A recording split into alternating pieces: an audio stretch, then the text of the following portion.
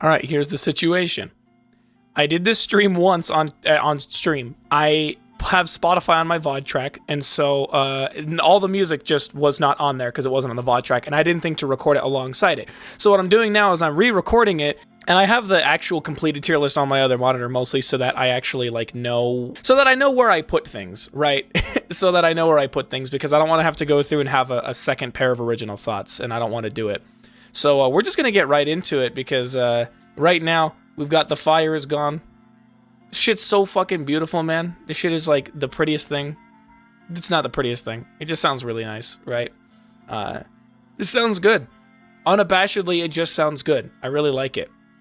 And so, as a result of how much I like it, I'm gonna put this all the way up in double S tier from the get-go, right? I think this is the same tier list. I'm trying to look at the images and compare them, and I'm pretty sure these are the same tier lists, so we're good. I'm gonna put The Fire Is Gone up in double S because it's just so goddamn good. It's like it's like the classic Ultra Kill music. It is like top 3 most like iconic in the game, obviously. So it only feels appropriate to just, I mean, you know, just free at last. Beautiful. I love it. It's so nice. And then immediately it takes a sharp fucking left turn into the fire, right? Get these fucking spooky ass, like, ooh, little, like, noises from the mouth of hell. From the entrance to hell.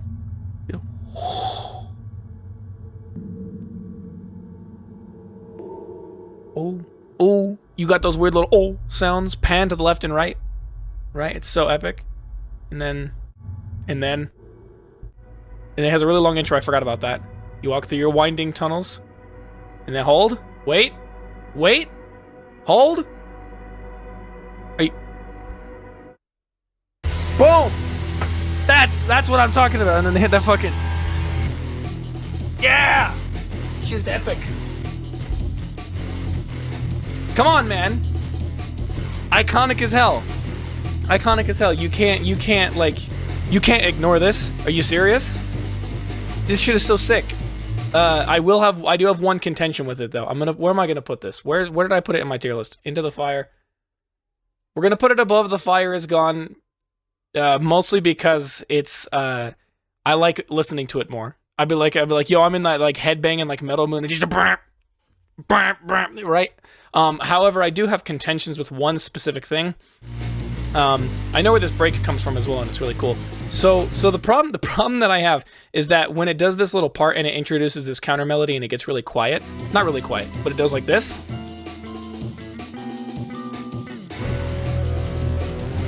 The introduction back of the drums and the guitar again, it sounds like it's off tempo, and I don't think it is, but it sounds like it is, and it makes me mad. I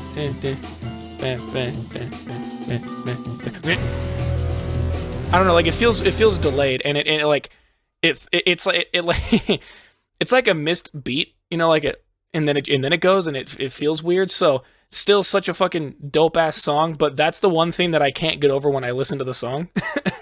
So I just thought I would mention that because if there's any time for me to get out all of my random tangents about how I feel about Ultra Kill music and all the little tiny intricacies that I noticed but didn't have the words to put into the other video, now is the time to do it. So that's what I did with it, right? Okay.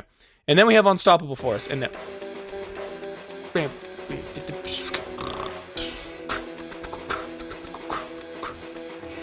right? Halftime intro, really calm. It's using the same drum break as what plays in the high energy portion. It's just slowed down.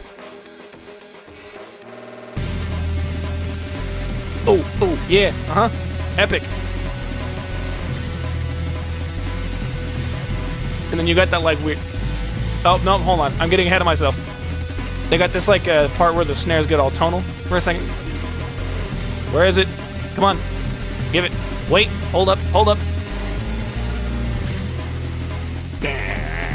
Super fucking high energy, like crazy, dummy high energy. I gotta fix my hair again, because it keeps falling in front of me and I look homeless. So where am I gonna put this? I'm gonna put this above Into the Fire. It's only going up from here except for when it's not. I'm only putting it above Into the Fire because I want to listen to this one more. Like, I don't know what it is. I think it's because Unstoppable Force has like a significant. It's not like it doesn't have like a minute long intro. It just goes fucking straight into it. I'm like, brr, you know, just going absolutely fucking ham. And so I'm putting that above that. All right, this is my tier list. You can deal with it. What's next? Cerberus. I don't like the song. I think it's cool. It's every song in the prelude of this game is just like the same song that is either sped up or slowed down.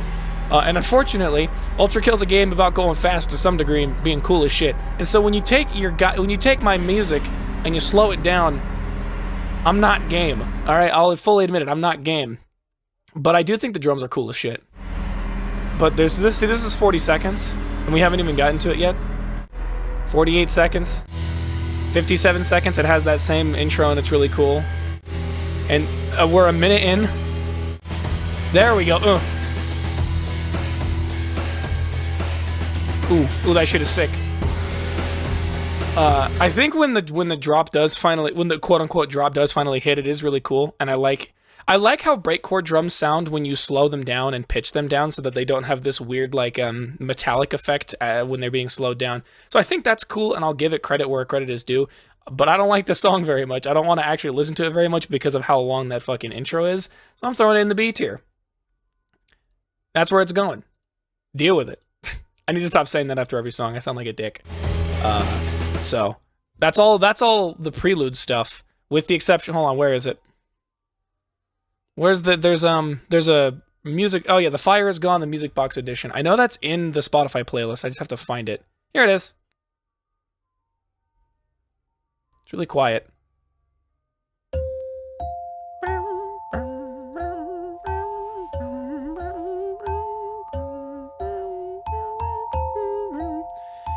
His music is cute.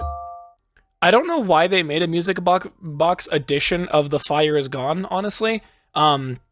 And a lot of people were correcting me when I talked about this. I thought the music box edition only played in 0S when you spawned in enemies, which you weren't supposed to do. Or not you weren't supposed to do, but you physically couldn't without turning on cheats. And then a bunch of people were like, well, if you read the Testaments from playing the secret levels, it plays there too. And I was like, damn, I was too busy reading the lore of the Testaments. I didn't even have time to fucking listen to the music and go, oh, hey, yeah, that's what's in there. It's a fine song. It's a fine song. I'm actually gonna, I think I might update my tier list to put The Fire Is Gone, the music box edition.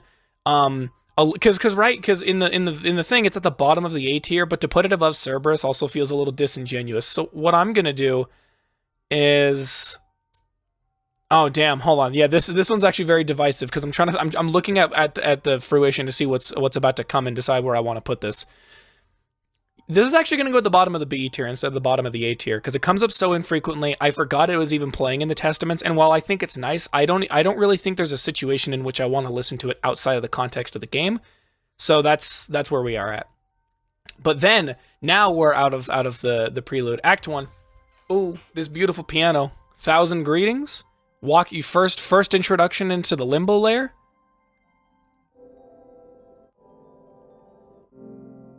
It has a really long intro as well. But the piano's so nice. Like, hold on, where's the intro? Like the actual, like those reversed pianos or something?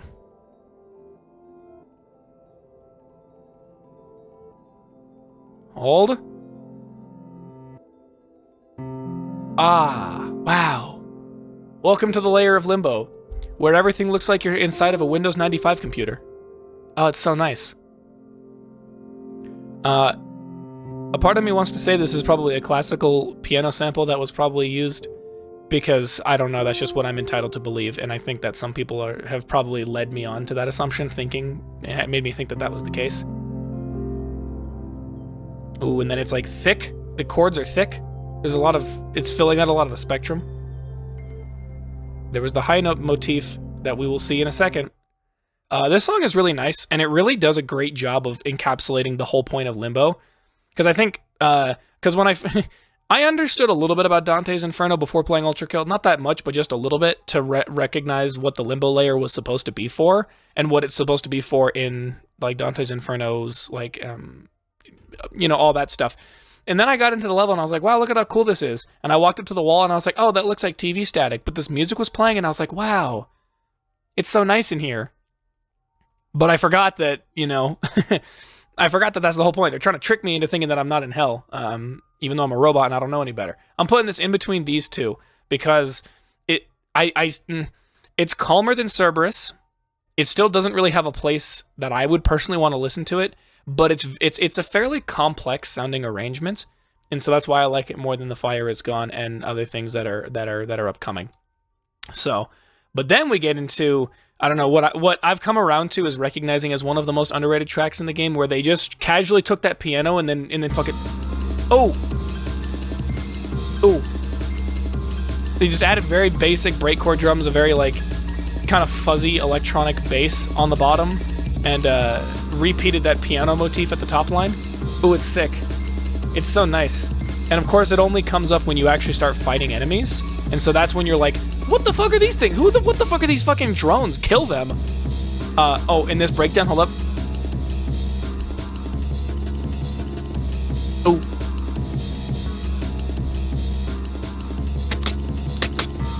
Oh. It's insanely good.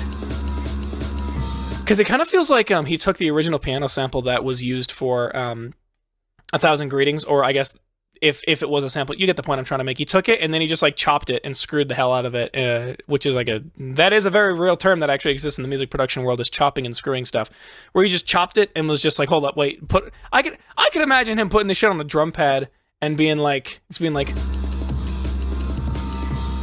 like, reverse that shit. Oh, hold up, wait, go again, go back again, reverse it again. Hitting the fucking break chord, like, it's crazy. It goes dummy hard for being in the limbo layer, and given that the production value of the music scales really, really crazy hard in layer 2 or act 2, this song is still like a really well put together piece for it being limbo. And I'm not going to say that every song was produced linearly per se, in that like, oh, clearly The Fire Is Gone was made or sampled, and then Into the Fire was made, and then, you know, I don't necessarily know if it works like that, but this clearly had to have been made fairly early on, and it's still just like, oh, dummy hard, like crazy dummy hard, like underrated as hell, underrated track. And so that's why what we're going to do is we're going to put it at the bottom of the S tier, or I guess just in the S tier for right now, because there's nothing to compare it to. Song is hard as shit, but I also will admit that there are songs that I am interested in listening to more than it, for kind of what I had mentioned before, that as you go further into the game, even just into the later layers in Act 1, the production does get a little bit better, but this is still an incredibly strong start after you get through the preludes, so this shit is so goddamn cool.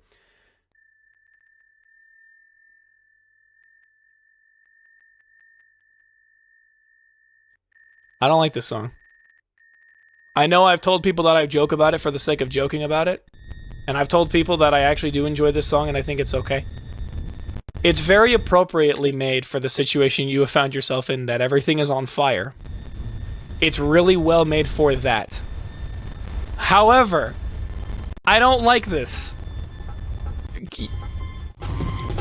Like, are you kidding? Are you serious? Look at me. No. No. I don't hate the song. I just don't want to particularly listen to it. And so what I'm going to do is I'm going to put this at the bottom of the D tier. It is by far, that's the wrong song. It is maybe by far the worst actual, in terms of actual music that is in this game, it might be the worst. But I know that that is exactly the point, so I don't want people getting upset at me. I know people are going to get upset at me because this is really breaking the fourth wall and really showing people who I truly am rather than who I was from the original video that I made on this game's soundtrack. This song sucks, but it's still made pretty well. I just don't want to fucking listen to it. And listenability is at least semi part of the criteria when I play this, when I'm listening to this music, okay? That's it. For some reason, Sanctuary in the Garden of the Mind is next, even though it's like significantly before a couple of other levels in the same layer. So I'm going to skip it for a second and come back and then put it in there. So this is the best song in layer 1, and it's probably top 3 in the entirety of Act 1. Got that Castlevania thing and then fucking... God damn! It goes stupid hard, and yet it's so like the most complex arrangement of this entire song is the harpsichord that plays at the beginning. The little I mean, you can hear like the drums at the beginning. This is the same drum pattern that plays through the whole fucking song.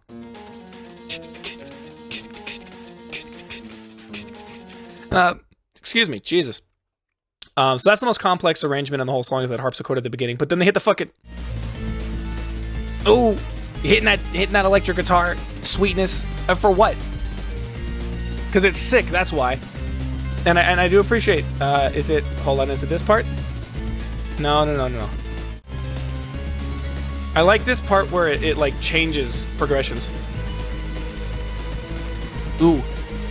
It.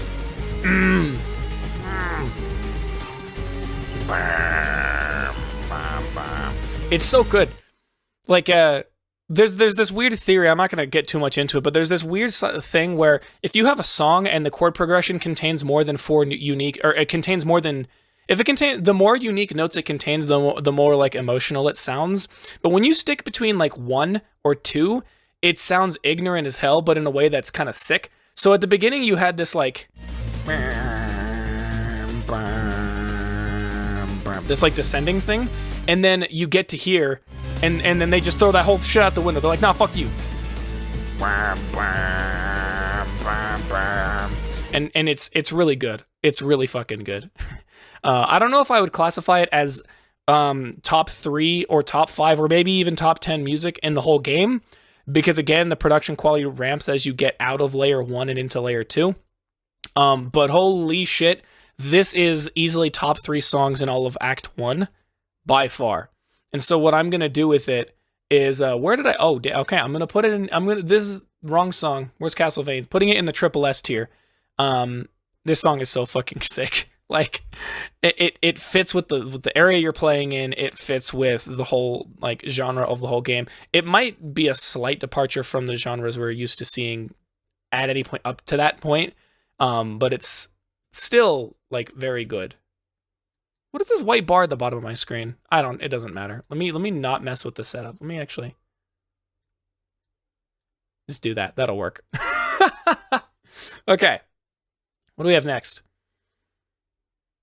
Oh, we have Claire de Lune. This is the first time I actually have to pull up, the song in ULTRAKILL. Or sorry, on YouTube, because I don't have access to it. It's not in the Spotify, obviously.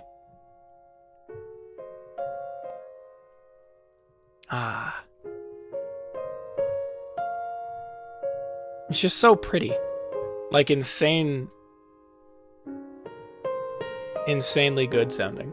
Right, and I described this as being the biggest sea change that the game had seen up to that point, where you're fighting, you're fighting the fucking big baddies in this fucking shit. Right, and then you go to this and you're like, whoa, what's happening here? Where am I? Look at this crazy place. This music is way too beautiful for the fact that I'm like stuck in this, again, Windows 95 looking ass layer. But it's, so nice. It's so nice, and it's so copyright free. It's so good. I have a, this is a lo-fi producer whose music I quite enjoy, and he made a lo-fi remix of this song, with like drums and shit, and it's really nice. And so that puts this song over the edge a little bit for me, where I'm not gonna, where do I put this actually, because I can't listen to this on Spotify in different configurations, and it sounds really good, and I want to listen to it. I wouldn't listen to it with all the other ULTRAKILL music that I listen to, obviously, because again, that's a massive departure that I wouldn't be mentally prepared for, but it's still really good, and so I'm gonna put it in the, I keep forgetting my tier list is over here. I'm looking in the wrong direction because I'm a scuffed ass content creator. I'm gonna put it above The Fire Is Gone. I'm hoping The Fire Is Gone might be some kind of original composition-ish of sorts, because that gives it an edge, but Claire de Lune just sounds better to me, and I think it's just really good, so I put that there. But then, of course, you walk into you either grab all the skulls and you walk through the door, or you just fucking break the window, and then, come on, We're not even there yet. Hold up.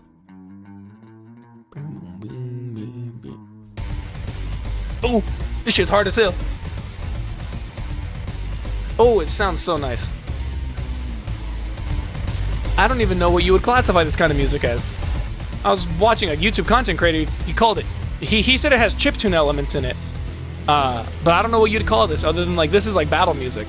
Like, this is the kind of music you would see in like a 1v1, like, I don't know, you'd hear this in like a fighting game maybe? Or something, I don't really know. Oh.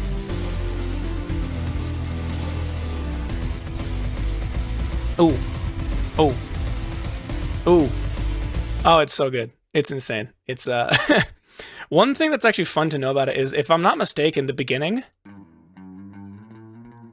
there's two guitars playing, and they're both slightly offset from one another by like, they're offset from each other just a little bit, and then one is panned to the left and one is panned to the right, so you can kind of hear both of them in both sides of your headphones a little bit, and it sounds really cool.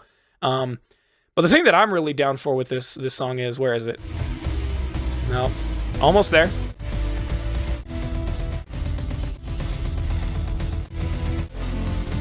Oh, this. Wait. Yeah, this part where they get like the double bass kick. This fucking ooh, ooh. Oh.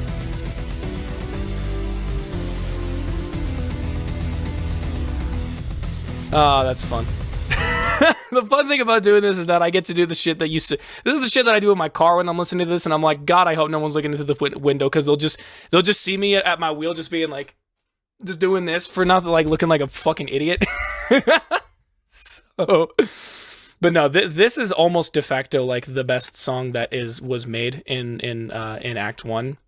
Hands down, and you know, one hell of a boss fight it is. Within the context of, you're like, I'm playing this game for the first time, and then you meet V1, and you're like, what the fuck? And you only have a couple of weapons at your disposal. You have the pistol. You maybe have its other variants if you have enough coins. You have a shotgun, and you have the nail gun. Yeah, because you do get the nail gun the level before that, and he's a fucking tough fight. But when you hear this fucking ooh, when you're fighting him, oh, it's so good. It's so goddamn good. Versus is, I mean, this is going at the top of the triple S tier. The only reason it's not being put in the Ultra Kill tier is mostly because, again, I like Ultra Kill Layer 2's music more. Not Layer 2, Act 2's music more, and I think Duel is better. I like it a lot more. It's a bit more complex. It's a bit more, there's a little bit more to it. I think that's sick. But still, a kick-ass track nonetheless. And then we have Sanctuary in the Garden of the Mind, the song that plays when you are doing the 1S secret, the 1S secret level that I referred to as being an inspiration from Flow and not The Witness. I didn't play The Witness, so I didn't know that's what it was from. To all the gracious commenters who told me about that, thank you, I appreciate it. Now here is a Sanctuary in the Garden of the Mind. This is cool. It's okay. It's really, really basic. I don't think it doesn't move very much, but that's not the point, because you're just doing these silly little puzzle games with your hand. So it's not bad. Just not a song that I ever want to listen to, probably. So despite me not calling it bad, it's still getting put fairly low in the tier list. Again, I don't want to listen to it, but I recognize that it has its place, and it actually sounds good to listen to. This complete and destruction of the senses, I'm like, this is painful. One of you motherfuckers came into the comments and was like, hey, I play the song on full blast to focus. I'm like, no, the fuck you don't. You're a goddamn liar. They're probably not. I'm just being facetious. Either way, Sanctuary in the Garden of the Mind, not bad. Not bad at all. No song in this game is bad. Like, even a complete and utter destruction of the senses. Did I call it bad earlier? Never mind. This might be the only bad song in the game. No, it's not bad. I just don't want to listen to it. It's not badly designed, I guess is what I should say. None of these songs are designed to be bad. None of these were intentionally poorly constructed. They were made with very good intention, and they fit within their circumstances. It's just obviously some of them are easier to listen to than the others. Cold Winds. This song is really cool. I like it. It really feels very atmospheric, and if you get to take a look at what the stage around you looks like before you go up the bridge, out and going and fighting on Bridge Burner or whatever, you're like, wow. Look at everything around us. And and then they hit you with that synth wave. Right? And so this song is really nice. I said it has like synthwave motif, or not motif, like synthwave inspired sounds to it. And I think the song is cool. My problem is that it takes so long to fucking go anywhere. Like, we're at a minute, and like it's building up a little bit of tension with this like double bass kick thing. And then it does this, which is like, it's a part of the track, and it has a bit more energy because it has like percussion instruments in it, but it still feels like build up, and it's just build up until you get to,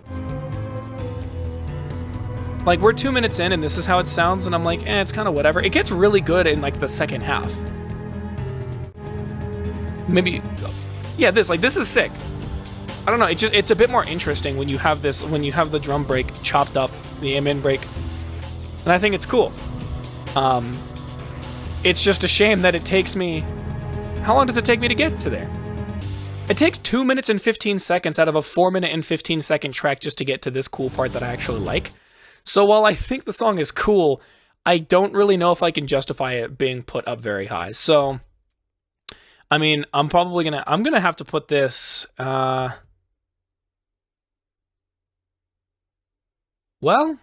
you know what? Okay, I guess I can justify it putting it kind of high up. I'm going to put it in the A tier. Because now that I think about it, despite how long of a build-up it is, when I do get to the build-up, I do like listening to it more than some of the other songs that are below it. And this is one of those ones that I won't necessarily skip. But again, it having such a long build-up kind of kills me sometimes. But then we get into the hard hitters. Ooh, like right out the gate, they don't play with you. They just go straight in. And you're like, wow, look at this Earthbound, like, Pokemon-looking city that I'm playing in. Like, it looks cool. And you're like, it has an interesting stage gimmick, the stage that you play on where the song plays. And I like the...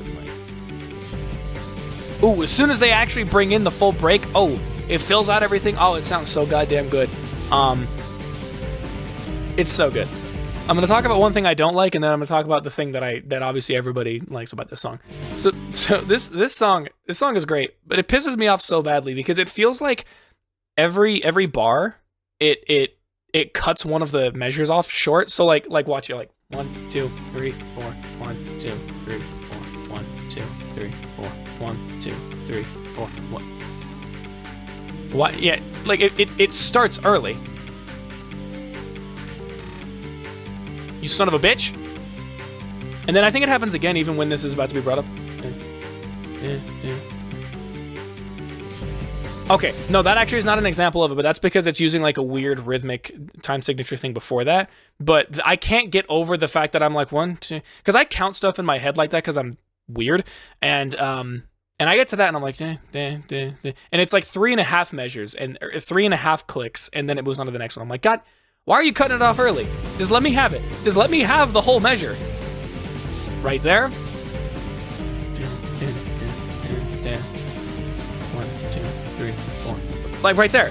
You son of a bitch. Sometimes it feels like it's 3/4. Sometimes it feels like it's 4/4. But sometimes it's like it feels like it's neither, and it feels like it's in between, and they just straight up cut off part of the measure, but not the whole thing, and it makes me very mad. But then you have the part that everybody loves. Where is it? Where is it? Yeah, we found it. The Requiem motif in the video. We did it. Yippee. Ooh. It's just so nice.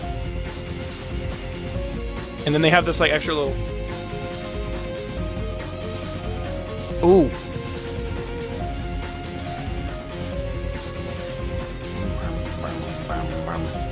And then right back into it. Right at the beginning again. Oh, it's so goddamn good. Like, without this, we wouldn't have Order. And if we didn't have Order, I think a lot of the Ultrakill community would be very sad. Unfortunately, it's also meant that everybody hears a Requiem motif in literally everything, but that's not the song's fault, okay? So I'm going to put Requiem... Where am I going to put Requiem? I'm going to put it right below Castlevania. It is so iconic, but nothing beats, for me, that headbanging part of Castlevania. Except for, obviously, whatever the hell was going on, whatever the hell was being cooked up with Versus. And I'm okay with that. What's the next song? Panic Betrayer. Ooh.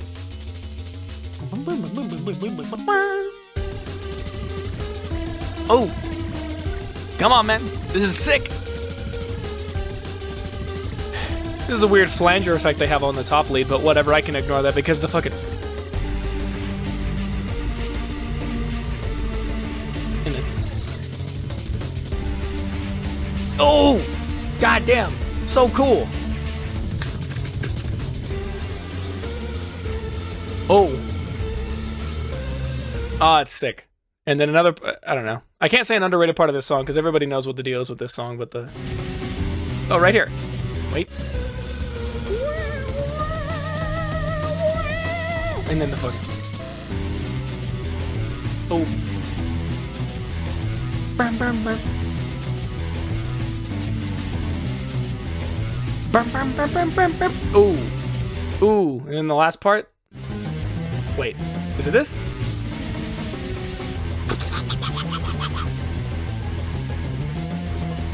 Ooh, such a good fucking song.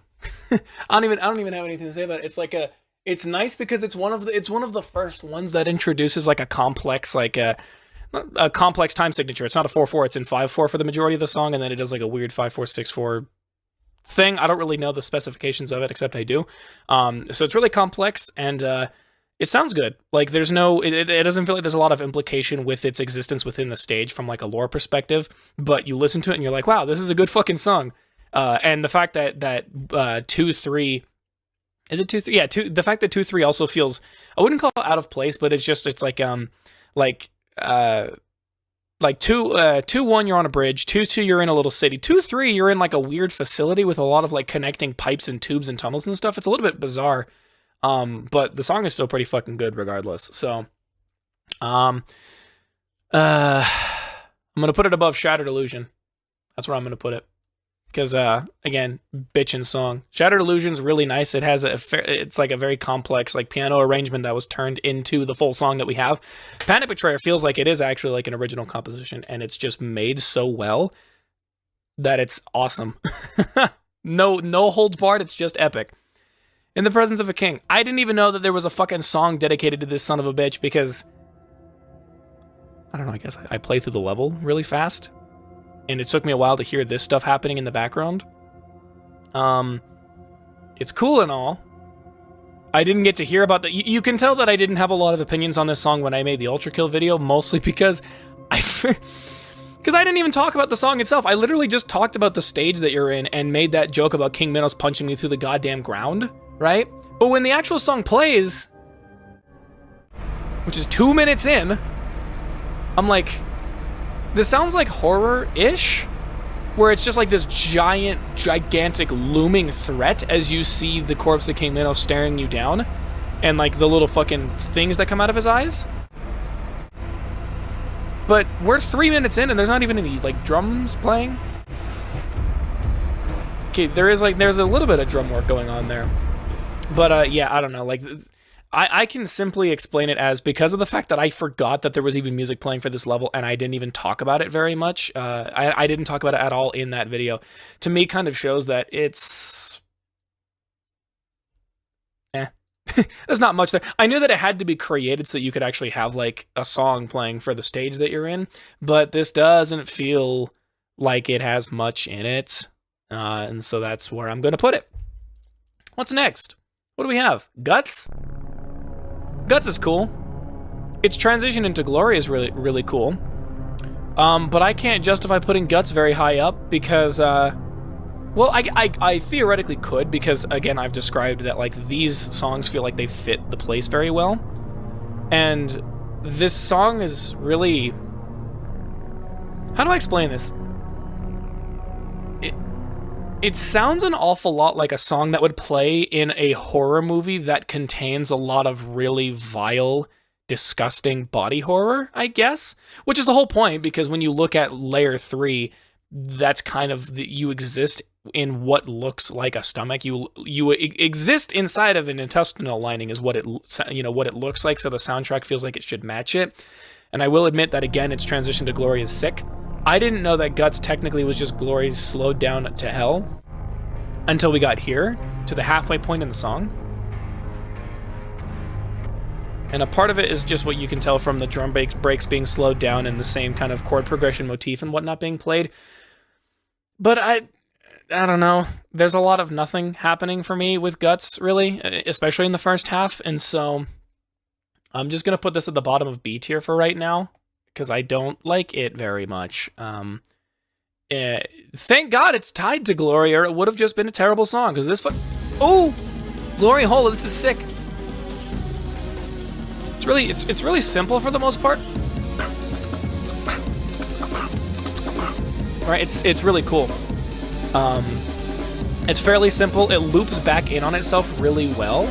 Because, like, we're 18 seconds in, and it's basically kind of already looped on itself a little bit right there. And that's cool. It'd, like, take you for a... Oh, right back into it. Right, it's really cool. And then where does... I think it loops in on itself right after this one. Hold.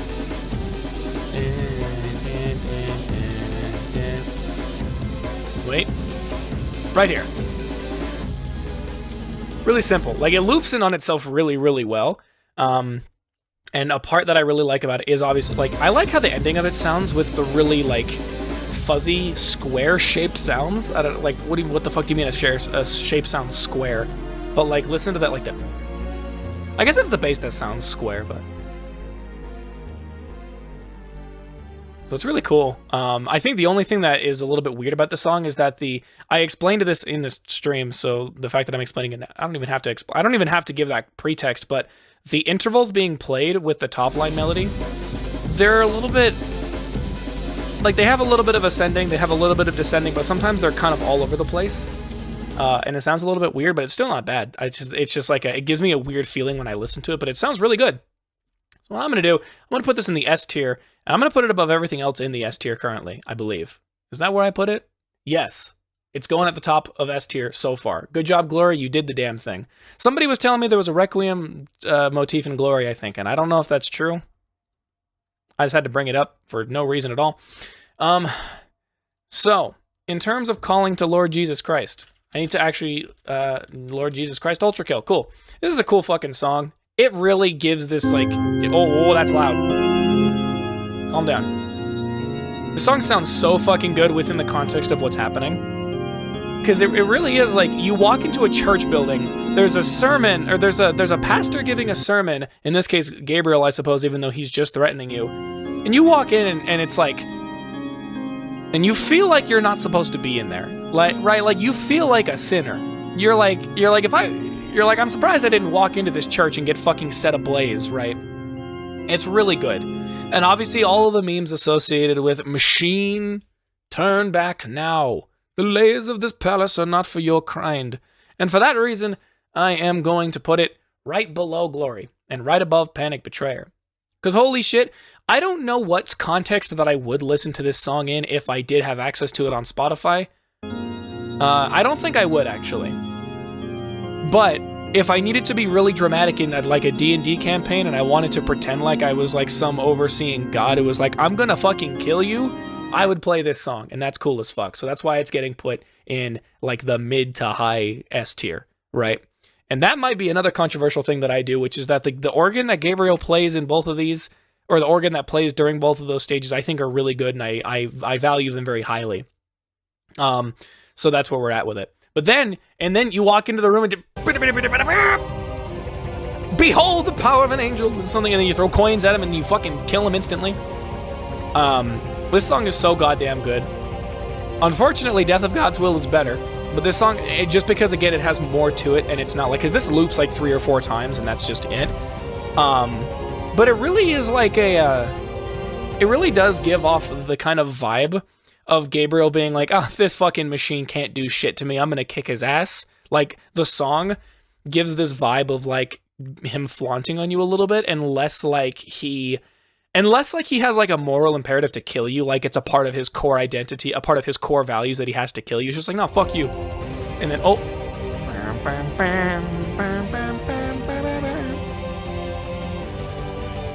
Really simple, for the most part. Oh, hold on, let him hit it. Let him cook. gonna start floating and shit. And then right back to the beginning. Really good song. Really good song. Really, really, really good song. So good, in fact, I'm putting it directly above I Called You Lord Jesus Christ. But again, I do think I want to listen to Glory more than Divine Intervention. Because why would I listen to Divine Intervention when fucking Death of God's Will exists? Like, am I right or am I right? I don't know. Some of you are going to think I'm wrong, and I understand that. Disgrace and Humiliation. You kicked his ass. You won the video game. You clowned on Gabriel himself, and now the council, the other angels, are like, wow, you really think that a machine built in a cave with a box of scraps could really fight the light of the All-Father? And then he's like, and then they take it from him. The song is very thematically appropriate, but again, not one of those ones that I really want to listen to very much, but I still like it more than Complete and Utter Destruction of the Senses. So that's where I'm putting it. This is a moment where I don't think I want to listen to Disgrace and Humiliation or Silence and Introspection more than In the Presence of the King, or the other way around. I don't really want to listen to any of them because the Silence and Disgrace and Humiliation is a song that just I mean, how long is the whole song? I mean, it's 2 minutes long, but it's not really anything that is like, it's not like, it doesn't have enough meat on its bones, I guess is the best way I can describe it. Excuse me. And then for whatever reason, we have Take Care at the top, or at the bottom of this. I feel like this is a song that could probably have been put at the beginning of the list.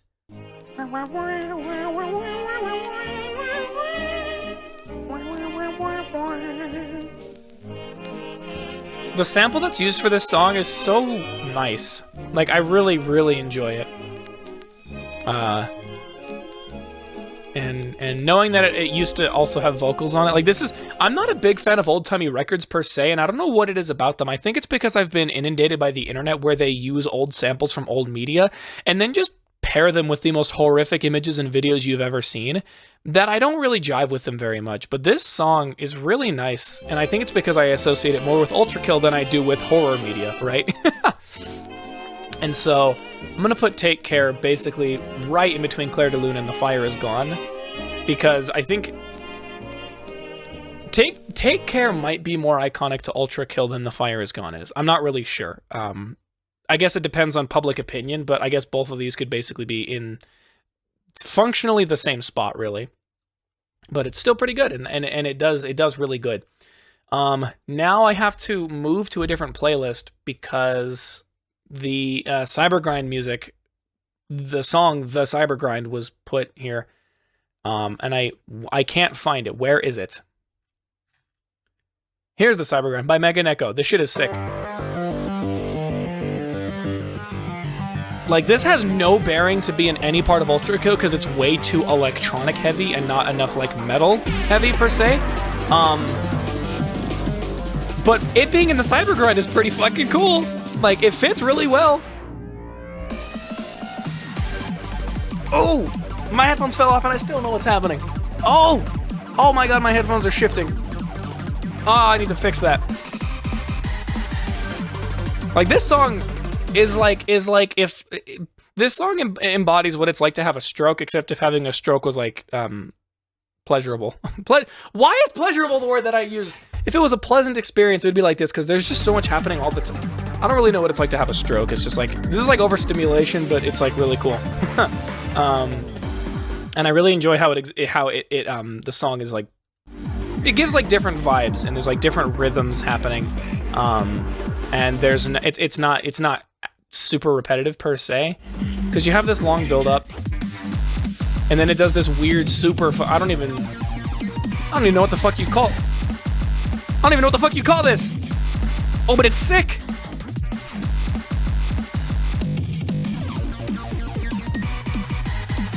Right, and that's so goddamn cool.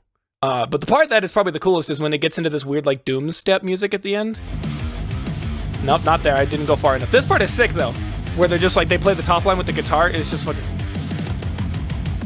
Oh, that is. Oh man, the Cybergrind music is fucking ace in this game. Holy shit.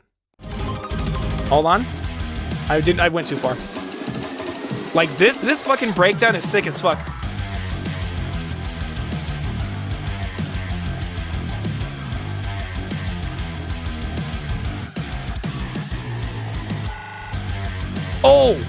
Oh my god, it's so fucking cool. This song is sick. Unfortunately, I think it's my least favorite of the of all three of the Cybergrind tracks. But even then, the Cybergrind tracks are insanely good. So I by default have to put them really high up because they're just really good. So right above Unstoppable Force, boom. I'll listen to the Cybergrind any goddamn day of the week. Let me tell you what. What's the next song? Oh, that's right, the theme of Cancer. Okay, I need to make a new tier for this. Let's do this. I'm gonna make this the what tier. I'm gonna add it a row below. I'm just gonna make it white. What? Delete that row. No! No! I fucked up. Hold on. Destructive. Oh, I'm scuffed. I am washed. Add a row below. Rename this to what? Because I don't really know what to do with the songs that are in here, and the theme of Cancer is one of them. It's actually it's surprisingly menacing sounding until you remember that it's just. Oh, I didn't start from the beginning. Oh, look at this fucking look at this little tiny fucking mouse. Look at him. And then the slightly bigger mouse. And then the Johninator, if you've played Layer 7, and if you haven't, I don't know why you came to an ULTRAKILL music tier list with the Layer 7 music included and it didn't expect spoilers. I did not mean to open that. Oh no. So yeah, it's surprisingly menacing given the circumstances, but it's so bizarre and doesn't really. I don't know what the fuck to do with this song, so I'm putting it in the what tier. But that's all of Act 1, and then we get into the crazy fucking the extended edition with the fucking the P1 and the secret levels. Spinal Staircase. That song also isn't on Spotify. This is so good at being fucking horrifying. This is such a scary, horrifying song, and I love it. Let me fix my headphones while I explain, or my hair. I described this as so there's basically like an old-timey sample that gets used here. And it's like there's the vinyl static, and this is what I'm talking about when I say people using oldie samples and pairing them with horror media. You're walking down that spine vine, and you have, even whether or not you have the torch with you, you're walking down this thing and you're like, and you recognize that it's bones. You're like, this is a spine I'm walking down. And this music is playing, and you're like, when did ULTRAKILL become a horror game? If you played 0S, you would assume it would have happened there, but if you didn't, you're like, is this game a fucking horror game? Right? And then it just becomes very twisted really fast. Like, there's the wind from the layer that people got swept up in, right? And it's scary. It's so fucking terrifying. I describe this song as sounding like the musical version of King Minos crafting a kingdom of the Lust layer. He didn't really craft it, but you get the point. And like the Lust Renaissance and all that stuff. And then watching as he got murdered and his body just laid waste. It was parasitic and it laid waste to everything around him. And this is where the corruption comes in. Where the wind just overtakes it. Right? And then nothing. And then it does nothing. And it is so insanely good at building up tension. And I wish I could kind of remember what was happening when I was going through P1 for the first time. Where I was like walking down and I was like, what the fuck is going on here? What the fuck is this music? And then obviously everything that proceeded. So I'm going to put this in the A tier because over Cold Wind specifically. I'm going to put Spinal Staircase over Cold. Is it Spinal Staircase or Spiral Staircase? Which one of these fuckers got it wrong? Oh, the tier list got it wrong. I shouldn't say which one of them got it wrong. I should have just said which it actually is it because I wouldn't know. In that this song, I want to listen to it. This is weird to explain because I want to listen to it less than Cold Winds per se, but it is so much better at building up tension and building up a vibe of the situation that you're in that it actually does overtake that in my mind. And then you walk into the room with the fucking what's their names is the fucking flesh prison. And unfortunately, I don't have the song on retainer, so I have to... Where's your song? Why... I would like to pull up Hakita's discography, please. Thank you kindly. And then you walk into the room with the flesh prison, and this fucking happens.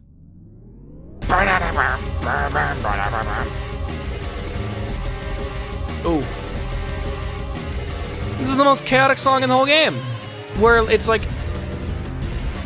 very intentionally crafted to like give you anxiety because there's so much shit happening, along with fighting the goddamn flesh prison, and there's again so much shit happening. And again, this song, I don't know what's classified as being rated highly in this game. I feel like anything above like a C is probably fairly highly rated in this game. Maybe anything above D. Maybe everything in this song in this game is rated highly. But I'm gonna rate this song like just right above the Spinal Staircase, because it's actually on Spotify, and it also just has a shit ton going on. But I like this song so much because it perfectly encapsulates that fucking terrifying feeling of like, what the hell is this thing? What the fuck are you? Why are you? Go, what the fuck, bro? And then like not understanding how to fight it, and then being like, why is it getting all of its health back? And then you understand the gimmicks with the character, with the enemy. And it's so cool, and it actually gives you a full-blown boss fight, and I think that's sick. So that's where we're putting that. And now, we have order. Free at last. However the rest of his speech goes. The build-up to this song is really cool. The build-up to this song is very appropriate to who King Minos was, and who he currently is, and, you know, everything surrounding him. It's just, it's an insanely good build-up. And then you have this choir that comes in, and it's like, oh, so this is the kind of person I'm dealing with? He's like see-through, and he has like the heart in his chest, and he doesn't have a face, and he's like, I'm gonna fucking kill you. Now. Come on. Oh my god, my headphones fell off again. Oh! God damn. Everything about this song is so insanely good. Like, it's a really long song, it has a lot of interesting varying parts to it, it has a lot of insanely good drum sequencing, it has insanely good, like, musical elements, the arrangement of it is really fucking nice, the boss that you're fighting is, again, at that point, just the hardest fucking thing in the world, and just causes people to have to restart hundreds of times to beat it unless you're actually good at Ultra Kill, which a lot of us say we are, and no, we're not. But, like, come on, man. Come on. The song is insanely good. It's the first song that I found was 3/4, just by listening to it, and I was like, oh, that's sick. And then where's that? There's a part that I really, really, really enjoy in this fucking part. Where is it? Oh, I went too far. This, right here.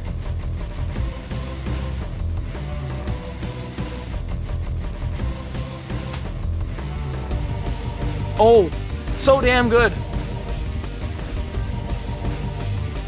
Oh. And then it has this really insane build-up. And then it calms down for a second. Ooh. Even this build-up portion right here kind of gives me like that Requiem kind of vibe, with like just the sound selection of what's happening and like the softness of the drums per se. And then it gets more intense. And then, oh, and then this build-up and you're like, oh, what's coming? And then you hear it and you're like, yeah! Let's go! Woo! Ah, it's so, like... desperate sounding isn't the word that I'm thinking of. But it sounds like... when people say that you feel for Minos and what happened to him, that's why they say it. This is why they say it. This motif is really just like, you son of a bitch, you walk into my kingdom, kill all my surrogate, or kill all of my fucking people, call me gay, I'm gonna kill you. And then he just fucking does it.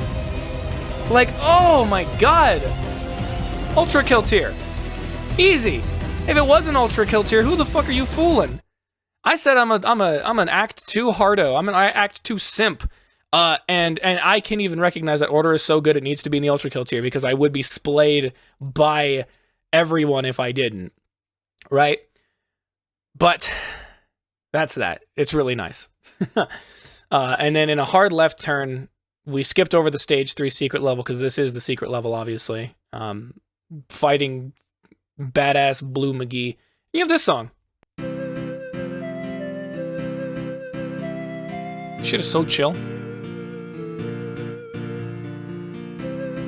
Like, I described this as somebody making a high-quality porn game and hiring a producer who was way overqualified for this shit. Because on one hand, all the instruments that are playing are very, like, stagnant, very on the beat. Very much you can tell somebody was like, pop chord progression or, like, easy listening chord progression and then just put that in there. But then these drums kind of have, like, a nice little groove to them. Like, the drums have a lot more work put into them than other, like, visual novel dating sim type things, or at least I would assume. So, like, I don't know, just for it being a song of this caliber, it's not one that I will ever listen to unless I'm playing a dating sim and the music really sucks and I want to play this instead. Which I don't play dating sims, so it's not like it really matters. And then they just do this to me. Or wait. And then they do this to me. Like, what the fuck, man?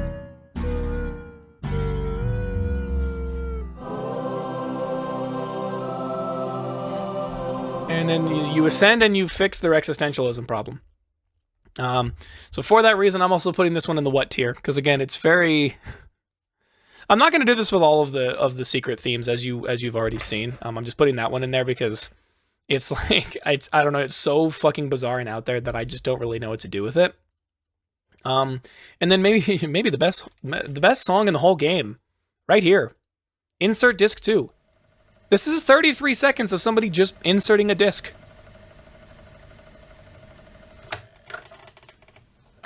Yep, he's just doing it.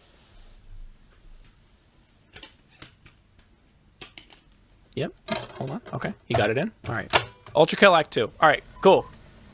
Disc is in, and we're fucking golden. We're ready to go. And boy howdy, does this game have an absolutely batshit insane, like crazy good start at the beginning of Act 2. Wait, sorry, I got ahead of myself. Simple. I'm like, oh wow, look at this. It's sunny outside. There's like shit, there's it's sunny outside. That's all I can think about. I'm like, wow, I'm outside. It's bright out, the sun's out. There's pyramids. I'm in Egypt, baby. Except I'm still in layer 4 of hell. And they have like, it's a really simple build-up. And then just fuck all that.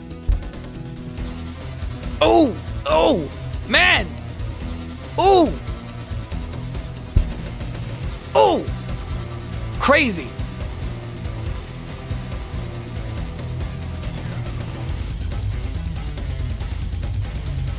I'd be on this mode in my car, I'd just be like, oh, let's go. I'd be like, double bass drum never hits so goddamn hard as it does in this fucking level. I'm like, woo! Shit's crazy good. Putting this at the top of Triple S right now. Putting it above everything else. Like, Act 2's production quality, the music in Act 2 is so fucking insanely good that there are very few songs from it onward that I will put any lower. This is an incredibly top-loaded list. Because that's just how it is. Like this... Okay, there's a couple of things that don't belong really high up, but there's a lot of things up there that do belong. And this is one of them, because holy shit, this song is so good. And then where's that?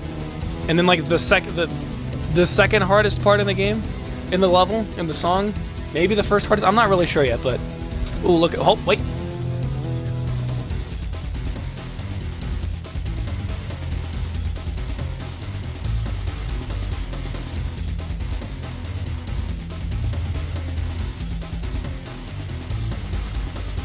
Ooh!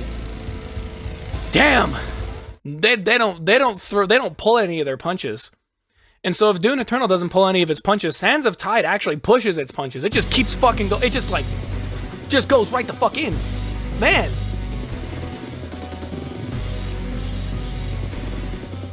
You know, y'all enjoy this for a second. I gotta open my door. It's hot as hell in here. Alright, door's been open. I'm getting sweaty with how fucking insane this game's soundtrack is. Oh man. I don't even care how unprofessional I look. I'm not a professional. I am a little bit. Okay. let me pull it back a little bit. I understand why a lot of people don't like this song as much as Dune Eternal.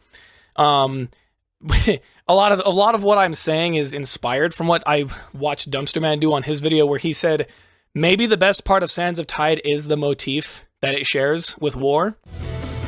But I don't know what the hell it is about this song. I think it's just because of the fact that it has no holds barred. Again, it doesn't. Not only does it not pull its punches, it's actively pushing them. It is actively turning the dial. Excuse me, turning the dial up to 110%. And man, it's just so good. But again, the part that everybody's here for. I didn't go far enough. Wait. Oh, this shit is actually so insanely good.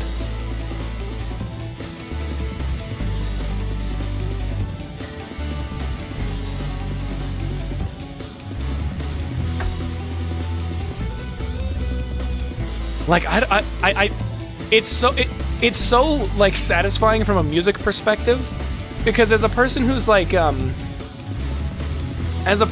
a bass head per se, when you have a chord progression that starts at one note and then it just keeps going and going down and down and down, and like those are the steps it's taking, when it hits that last note at the end, you're like, oh, that is such a satisfying bass note. Like, we'll go through it one more time.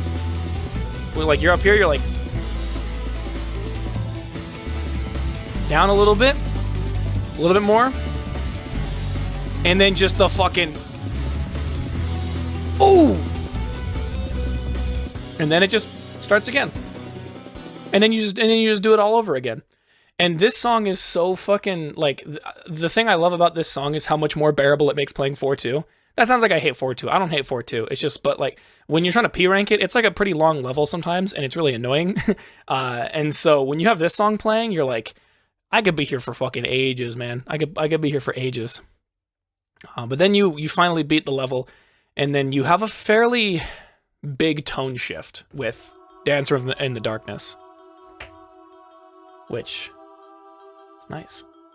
Again, thematically appropriate for the situation, because you're inside of the pyramid at this point. You're probably nearing the bottom of the pyramid, like you're in there, and it fits really well. This is another song that took me a while to really understand what was happening, because, or not really what was happening. Sorry, it took me a while to get the groove for it because I didn't realize it was in 5/4. And at the beginning, it's really hard to tell because there's no drums to facilitate that 5/4 groove, but it's still really good, and I enjoy it. And then when they actually include the drums, it's not like breakcore. To call them acoustic drums would technically be correct, but it's not part of like a drum kit. They're very like kind of tribal-ish sounding drums.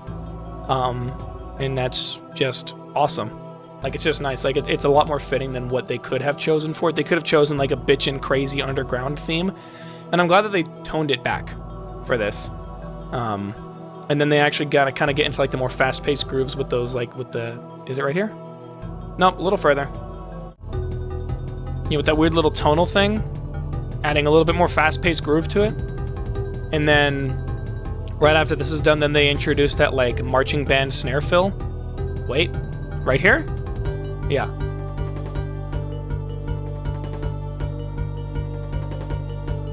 And that's sick, and I really like that. That's really cool. It's like it's a really slow energy buildup, but it doesn't start with no energy. Like, it's a lot of buildup into like the crazy gauntlet that you have to play at the end of the level, but it's not like this sitting on one pad chord note for fucking ever and then adding in some drums. Like, it's a lot of very organic kind of buildup until you of course get to wait. Oh, I also like that little, that like kind of offset, like that cool little offset drum. And then it just goes fucking batshit insane for no reason. Yeah! Hell yeah! It's so good. I love it. Love the organs inclusion in this. I love just how everything's just big. Everything's just kind of melded together into just this big, like, look at this fucking room you're in. Look at all this shit you're fighting. Look at all the shit that's going on. This is absolutely crazy. And then if you put the bar of soap in it, then it goes like on like rave mode, and that's epic. So yeah, it's really good. Like, It's a really complex arrangement, and I really enjoy it. Still doesn't hit nearly as hard as some of the other tracks in its own respective layer, but it's still insanely good. And so that's why I'm putting it not at the top of A, at the top of S. Sorry, I confused myself for a little bit. And then we get into super long build-up for fighting V2 for the second time after you fucking ripped his arm off by accident. Oh, and like them playing the intro motif with the bass guitar, with the guitar pitched down at half speed.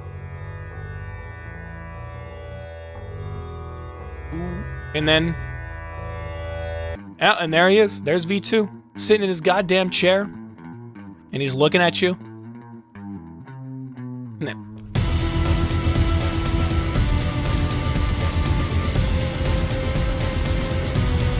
oh, God, that introduction though is just super fucking, like, it's just big. It's not like crazy fast-paced rhythm, but it's like hard-hitting chords, but playing once. You just get to like take it in, and then they go back to the regular dual motif. God, it's so good. And it's mostly the same, but it's like been transmogrified a little bit, slightly different instrument usage and whatnot, and all this other stuff. But yeah, no, this is insanely good. And then they.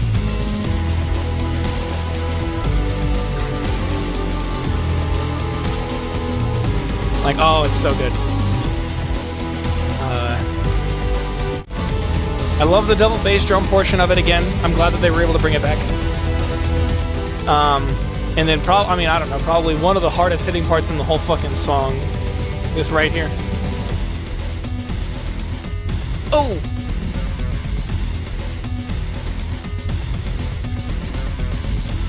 And then they just let you go for a little bit. It's really good. And then the last part before they repeat the whole song again. Where is it?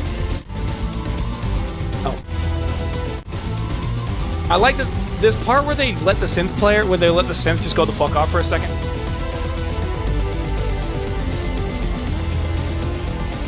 Oh, that's like the chiptune-y portion of it, and it's so dummy good. It's this shit.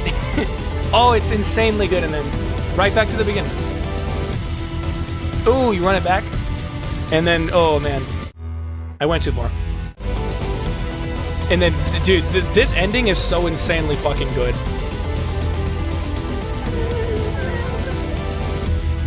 Oh, V2 is fucking dead, bro. He splattered into a million bajillion pieces.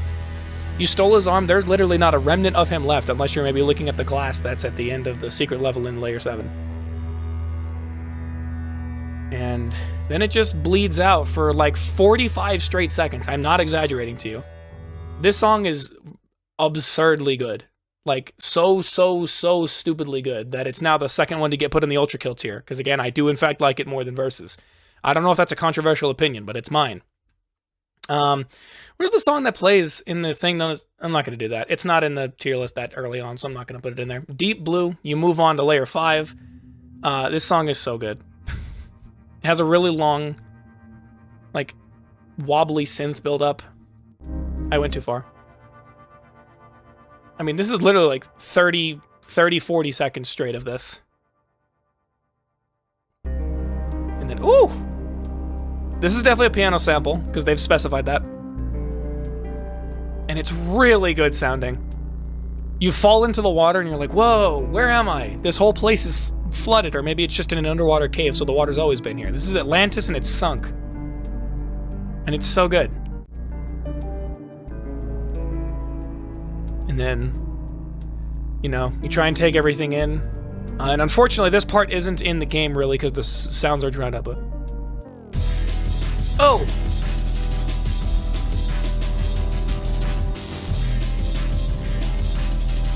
Yeah, dude, the only thing that holds this back... I mean, there's nothing that holds this song back from being incredible, but I think if somebody was judging all of the music based on its context within the game, this song would be kind of gypped a little bit because you don't hear these crazy batshit insane drums going on most of the time because it's just being muffled out. Wait, where's the part that I like? The part where he changes the groove of the breaks, right here.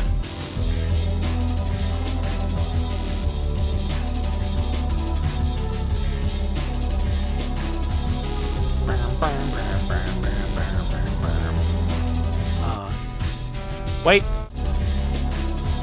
And then, the best part, the saxophone.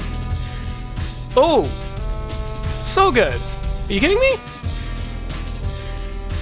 This is going in double S above everything else so far.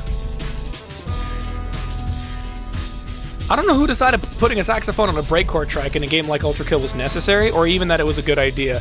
But I'm glad that they did, because now it's, Oh, it's so good. God, fucking shit. Calm down. Oh my god, I love it. And then you move on to 5-2. 5-2 as a level pisses me off. I've explained it before. 5-2 as a level makes me upset. I don't know why, it just does. I'm just, I think it's because I'm bad. But this song is really good. It's really short. It's a lot of build-up. It's a lot of build-up. I mean, we're 30 seconds in. And this is just the build-up.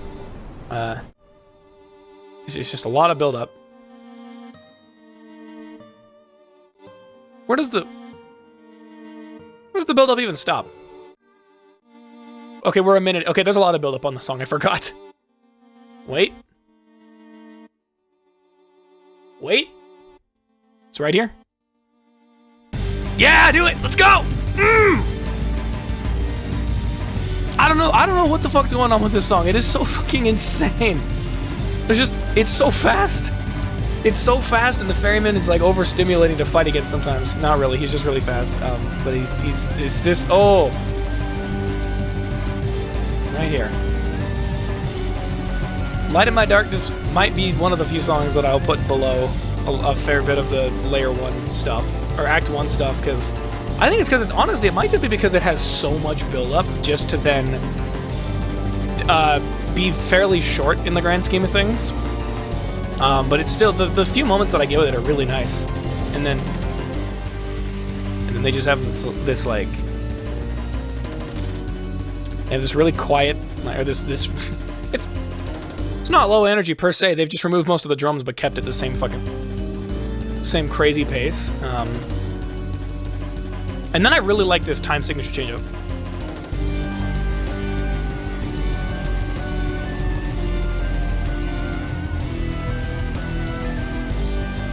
Oh, I'm gonna just let this one ride out for a second because it's only gonna be here for a few seconds longer. This is, oh, it's so good.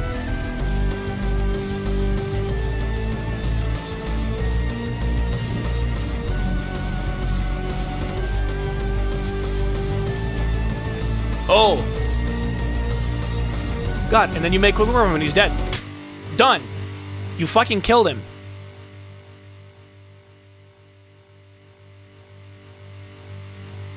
Done. Oh, such a good song. So insanely good.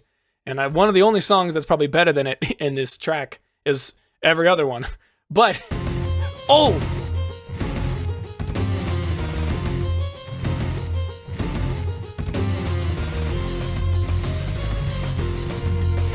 I appreciate the fact that the electric guitars aren't playing just like a once. Like, it has its own rhythm in the background. And then there's just like the groove changes in this fucking song are so insanely good. And there's a reason that I classify this song as being a masterclass in orchestral composition, because it's like, all right, now bring these drums in, take this shit out. And then, oh my God. Sometimes I forget how good this song is until I get to actually like listen to it again, and I'm like, oh. Oh, man, you gotta be fucking kidding me. But yeah, the groove is insane. The time signature is just really nice. And then they had this part where it's like, everybody play together. Right, and that's cool. And then there's this fucking, where is it? Oh, I went too far. Oh, it's right here. Dude. Oh! Like, yeah, dude, genuinely, I think the strongest thing that this song has going for it is the amount of stuff that it has in it, as well as how the grooves and the patterns are constantly changing.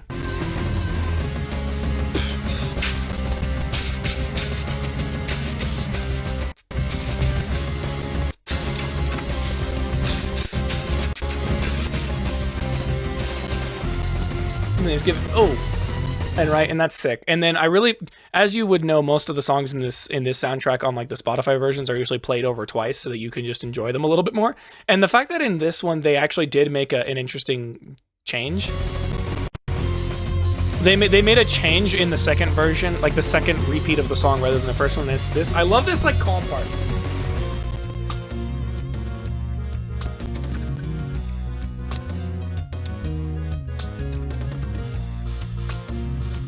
They still have like a lot of drums going on, but they're really soft and they're really light and they're not like a snare. Right? So they have all of this. So the arrangement is, or not the arrangement, like everything being played is technically the same. It falls in the same chord progression. It's the same rhythm. They've just removed all of the song. Like this is just the out of combat version. Essentially, is what's happened here in this portion of the song. And it makes the when it ramps back up, obviously it just makes it hit like it's so much harder. Like I gotta stand up for this one, shit, man.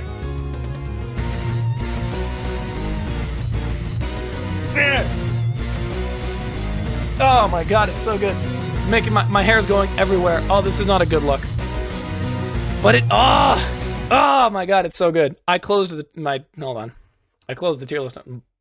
Move this over. I'm not a bad stream. I'm washed. Where's the tier list? Okay, cool. So I have it again. Where is this? Death Odyssey is, I mean, it is easily the best song in Layer 5. Like, no fucking doubt about it in my mind. I'm putting it above Duel. It's just that good. Like, its level of complexity just makes me like it so much more. So, Death Odyssey, good. Death Odyssey Aftermath, not good. I don't like this song. No, sorry. I don't dislike it. I just don't think it has any merit to listen to outside of the context of the ship tipping over, right? And so for that reason, I'm putting it down here in C, unless I got it wrong. Okay, yeah.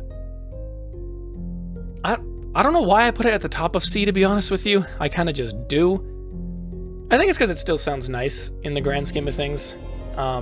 And when you do get to see it in context of the ship tipping over, it's like very, very thematically appropriate. That's good. I'm cool with that. I like that. And then you move on to the Abyss and the Serpent, which I described as you could replace a Dark Souls boss theme with this. I don't think I fully listened to the song when I said that, and I think you deserve to know that. Because no, you simply couldn't. It's very... It doesn't sound like it was orchestrated.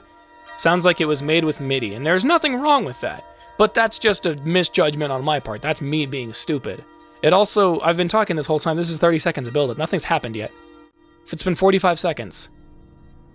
Wait, there it is. And there he is. Yep.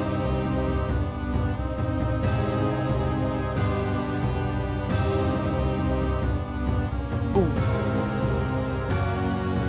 Yeah, I think the song's cool, but I think after thinking with it some more, it sounds an awful lot like music that would play in a Pirates of the Caribbean style thing. Like it's raining, they're fighting a kraken, and the ship is like teetering a lot because of the waves. It's like, whoa, shoot him down, man! Someone raise my sails! Harpoon that sumbitch! Right? That's what it sounds like. And so it's not bad. And I think it's better than Death Odyssey Aftermath. So I don't know why I put Death Odyssey Aftermath above it in the original tier list. It's because I'm stupid. Thanks. What's next? Court of the Crooked Saints. This isn't a song. Hikita put a microphone in a microwave. And this is what happened.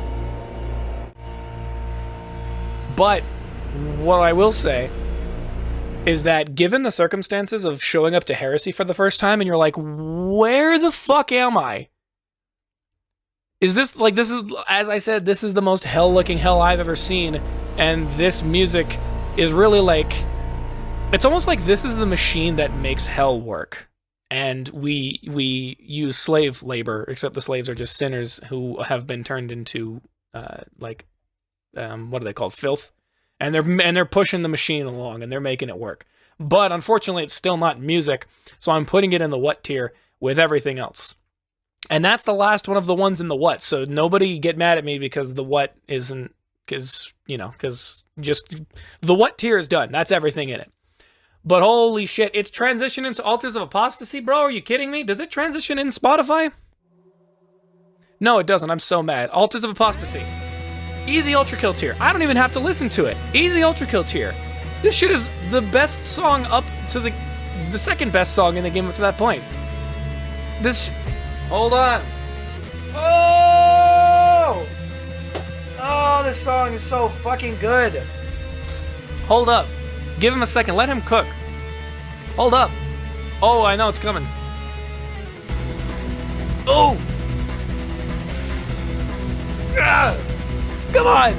Man! You fucking kidding me? Just take a second. Take a second. Let me fix my hair again.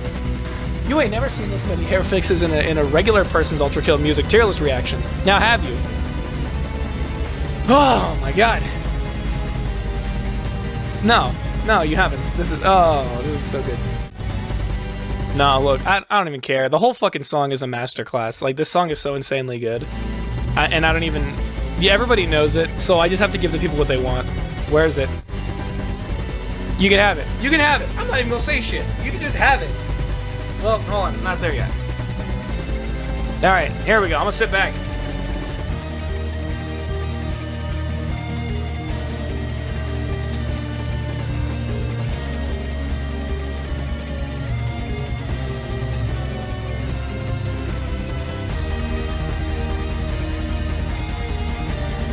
Oh my fucking god! Bro! Oh, and then right back into the beat. Ugh! God fucking damn, this shit makes me crash my car on the freeway. It's so good. Like, holy shit. Altars of Apostasy. Good on you for being just the fucking coolest shit ever. Maybe the best...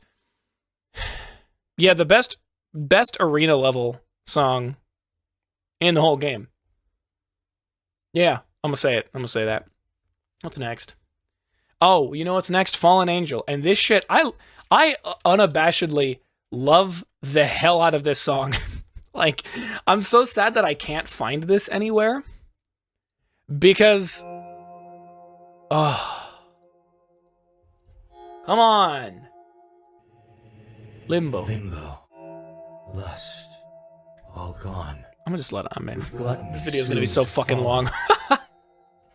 Your kind know nothing but hunger, purged all life on the upper layers, and yet they remain unsatiated. As do you. You've taken everything from me, machine, and now all that remains is perfect hatred. You need to shut the fuck up. Oh! Woohoo! Damn! Fallen Angel, you're going above all the fucking songs in Layer 4. I don't know what situation I would listen to these in, but this song, someone's dying tonight, and I don't care if it's me or if it's Gabriel, okay? That's the thing. Look at him. Oh! Man! Shit! I actually don't know. I don't know where the transition happens. I think it's here. Wait. I will cut. Oh! It happens in the. Whoa! Machine. I will cut you down, break you apart, splay the gore of your profane form across the stars. Let him cook. I will grind you down until the very sparks cry for mercy. My hands shall relish. Got it right here, everyone. You here and now. Oh, I didn't put it in the thing. Come on! Oh my god! This song gets me so unnecessarily hyped because it. Oh! Come on!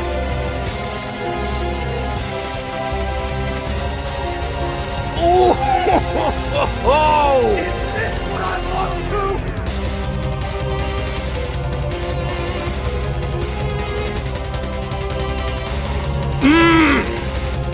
to? Fucking shit! Come on, man! Ain't nothing better. Ain't nothing better. Really, homie hit him with that. Is this what I lost to? Nah, give me the fucking... Nah, I think about this all the time. I think about this portion with the voice lines specifically. That's... Wait! End it! Oh!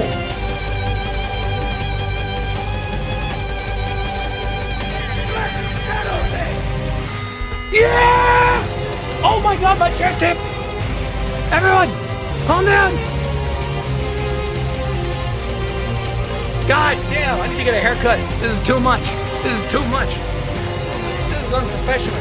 People are gonna think I'm like a bad content creator, even though I am. Oh my god! Right back to the beginning. Holy shit!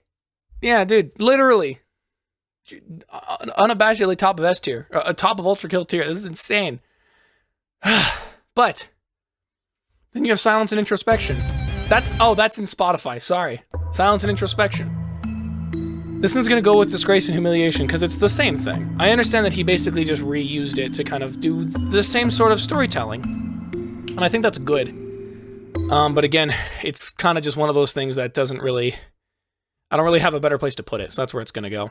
And then we have the song that people tried explaining to me where this song plays, and apparently it's something like it's when it so where's my Spotify? So this plays during the storytelling where he basically says, yeah, I couldn't kill him or whatever he says, and then he's like, God isn't coming back, and this is proven by the fact that V1 kicked my ass.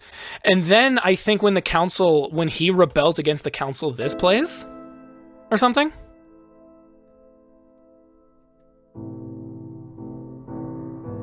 I think this is what plays then. This shit is really, really fucking menacing.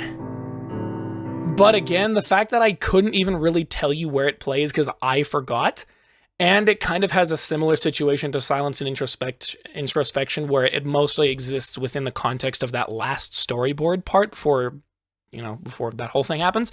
It's gonna go right with them. So these three songs I don't know what tier to put them in. I don't think they really belong in the what tier because they do have some like actual musical merit to their existence, and I don't know, because this is what I put in the original list, so that's how I'm keeping it. I've only made a few changes, but it's really nice actually. Again, it's just super fucking menacing. But let me take a step back and go to the singles and EPs again, because even though it says Tenebra Rosa Sangwe on here, I'm not doing that one first. I'm gonna do the ones that like play before you do that. So how do you spell this damn thing? There it is. The song that plays when you walk into P2. It's like, wow, look at this place. This is a city. We used to be a country. People used to live here. There's a bench, there's like a garage door or something weird. So I feel like it sets the tone fairly well, but it doesn't try to be ominous. And because it's a bit more musically inclined per se, where I can hear what's happening, and then it gets overtaken by all of the rain. And then the rain really just slowly just overtakes the whole thing. Yeah. The blood rain, if you will. So they have that. I'm gonna put this literally just one tier above is that where I'm gonna put it?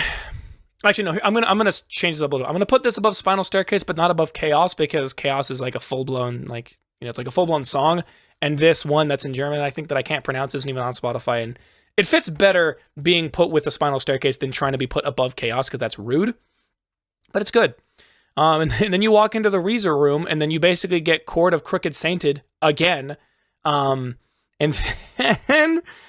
then like the hardest track in all of Ultra Kill just starts playing, just fucking because. God damn it. I feel like this song will eventually become infamous within the Ultra Kill community once people have the ability to get to P2 more consistently.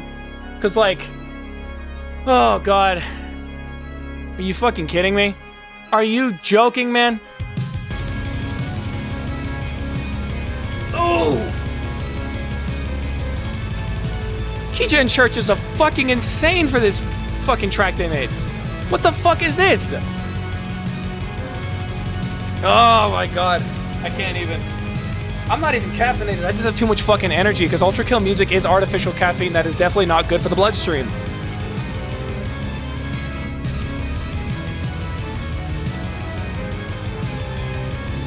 Oh god, I'm sweating. Oh, I shouldn't have recorded this in the summer. I should have recorded this months ago. But hey. You know. Nah, hold up, cause I gotta stand back here and I gotta hit that motherfucker. Hold up.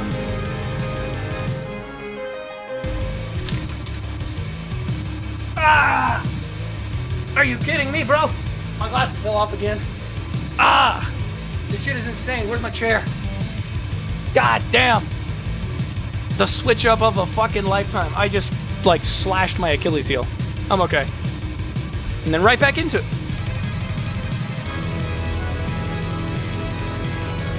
I am gonna have a sore neck tomorrow after this. Y'all better like, comment, and subscribe, goddammit. Dude, I almost don't want to interrupt this song because I don't feel good doing it, but I have to. Because I want to skip to that last part that also is dummy hard.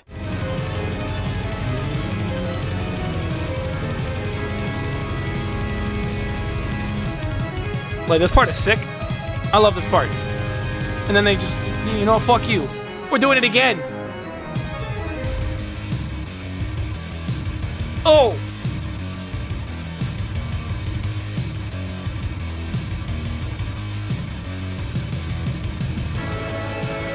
Oh my god. Where's the fucking tier list? You're going above Altars of Apostasy. This shit's too good. Shit is too good not to be put up there. Are you fucking kidding me?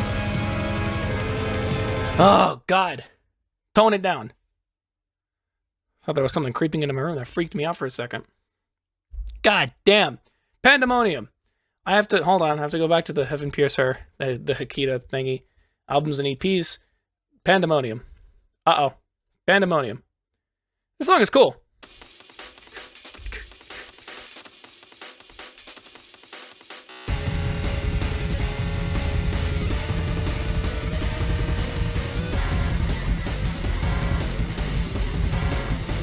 I will say, the weird thing about this song is that stinger, like the bow, sounds like the sound that the Flesh Panopticon makes when you heard it.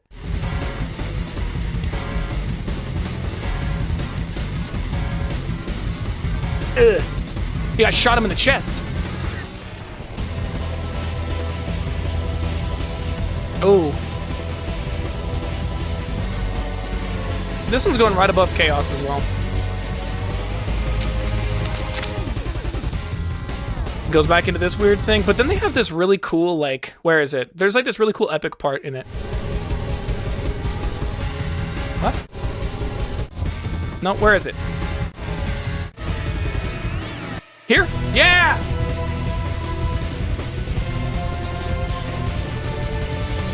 Oh. I didn't realize that War used that part. Wait, hold on. I gotta move on to War now. Pandemonium is so good. Unfortunately, you don't get to fucking hear the whole song because you don't get to fight the Panopticon before he just dies.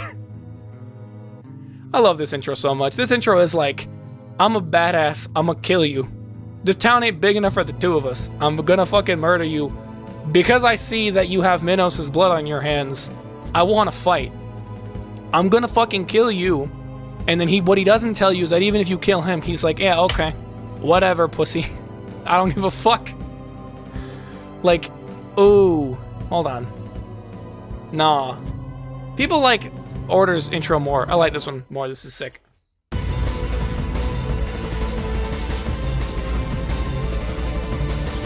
Oh, man.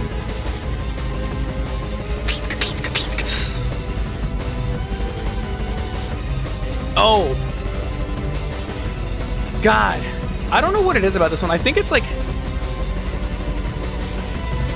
This song sounds heroic, but it like Order sounds desperate, but not in like a bad way. Order sounds like you destroyed my kingdom, so I have no choice but to kill you. War sounds like I'm bored as fuck. It sounds heroic, and it sounds like a I got trapped in this panopticon by the forces of heaven. Thank you for freeing me, but I'm so pent up that I want to fight you, so I'm gonna kick your ass. And then he just again, he just does it. Killed me like 180 times at minimum. So yeah, he's really tough. What are the notable parts I like about this? Oh yeah.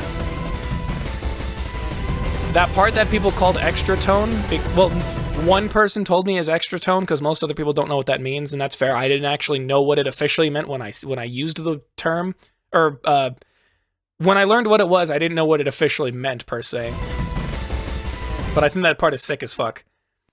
I love this just like that's good. That's really fucking sweet. And then I like this kind of breakdown portion.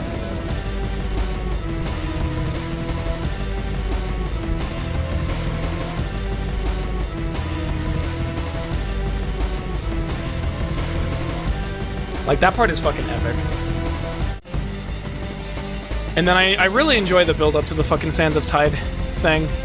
And I like how it just, like... I like how it doesn't have to transition into it, per se. It does its build-up, and then it immediately downturns. Time signature change?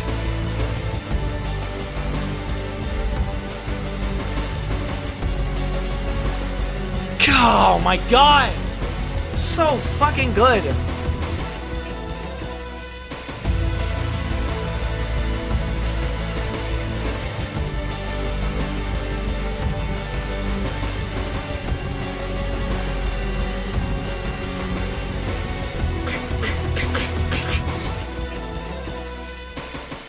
Right back into it. Oh my fucking god. So fucking good. This might be... Oh, wrong one, sorry. No, put it back. Put it back. This might be another thing that people are going to be a little bit upset about. Not upset. People are going to think it's a little bit controversial, but that's probably because everybody that I talk to personally likes Order more than War, and the people that there's like 6 or 7 people that I personally talk to who think like that.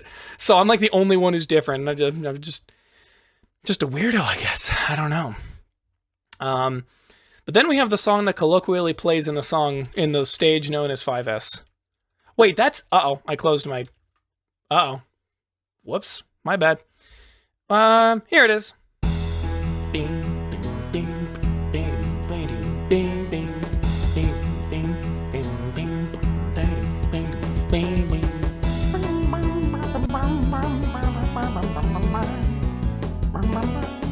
I have never played Crash Bandicoot.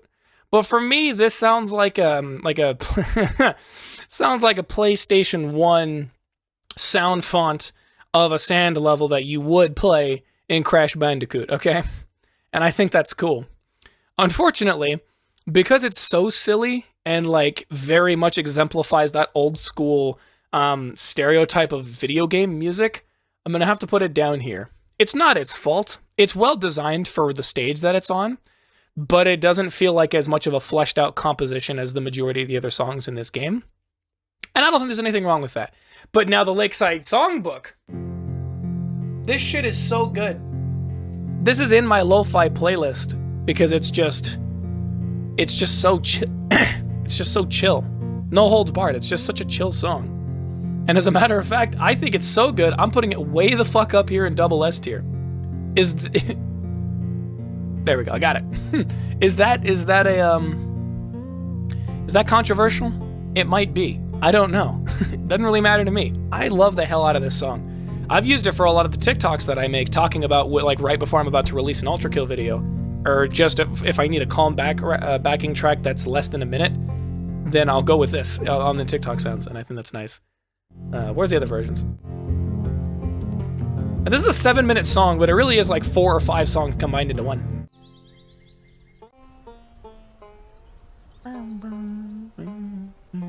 This song is chill. I like it. What's the other one?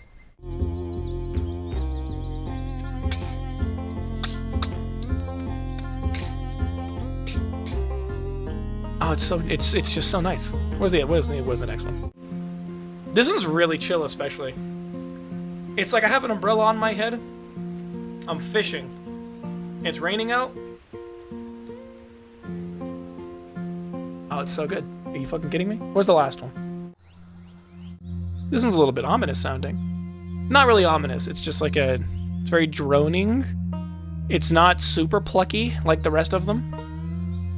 But this is the nighttime theme, and it sounds really good. So I'm putting that way the fuck up here in double S tier. That's epic. What's next? The World and So Much More. So if I'm not mistaken, this is the song that plays during the credits. Or when you're in the credits museum.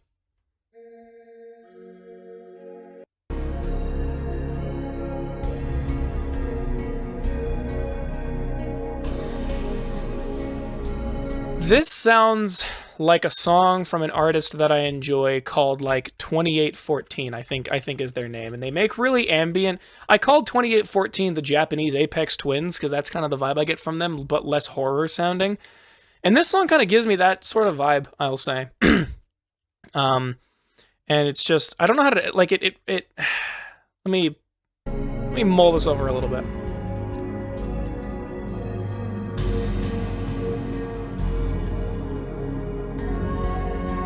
Honestly, I think, okay, everything's drowned out in reverb, and so it gives you this really big, spacious vibe, which I think is kind of the point, because you walk into the credits museum and you're like, wow, look at all this stuff that's up here. And there's like, you know, there's like little plushies of people who helped work on the game, and voice actors, and people who were like coders and graphics effects artists. And then you find out there's more to it, like you can find Peter's cat, and you can find like a little thing about the inspiration behind the weapons, and scrapped weapons, and enemy ideas, old enemy models. And then you can find there's a fucking chessboard out there, and you're like, holy shit, this is so cool. And this is playing while you're doing all that, and you're like, wow, look at how much there is to discover about this game that I didn't even think had a fucking playable credits scene. And that's awesome. That is so goddamn cool. So I'm putting this in the middle of B tier. Yeah, I'm putting it in the middle of B tier. I forgot that it was even the credits music, but upon listening to it some more, it sounds really nice, and that's all I care about. So that's good. Oh god, and then we have the other two. We have the other two hard-hitting, fucking Cybergrind tracks that again I'm gonna break my neck listening to these, but they're so good. Ultra Church from Keygen Church. Are you kidding me?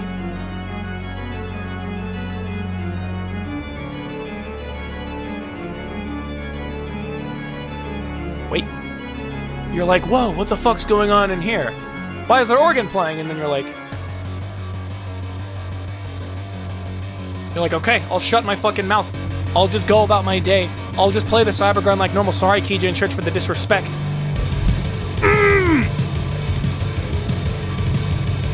Yeah! Oh, it's epic. That breakdown, and then they give it back. And then they're like, okay, you've had your little breakdown. Now you can have your organ back. You've been a good little boy, so you can have your organ back.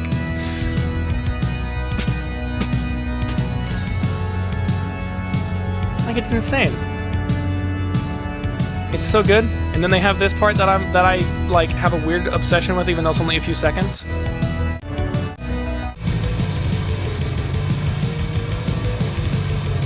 Wait, hold up.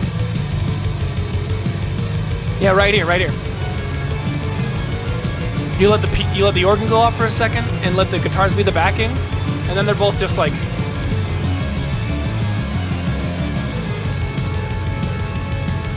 This shit goes dummy hard. If I had to compare these to the other Cybergrind tracks around them, I mean, I'm definitely putting it above. What's the name of the song again?